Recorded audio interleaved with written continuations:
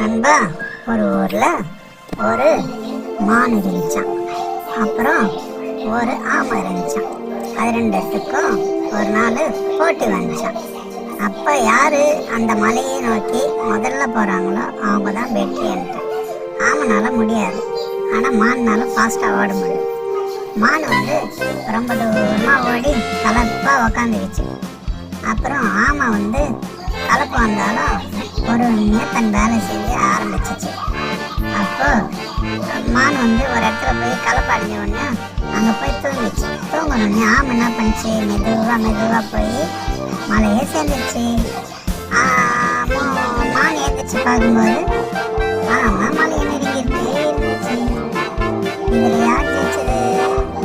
ஆமாம்.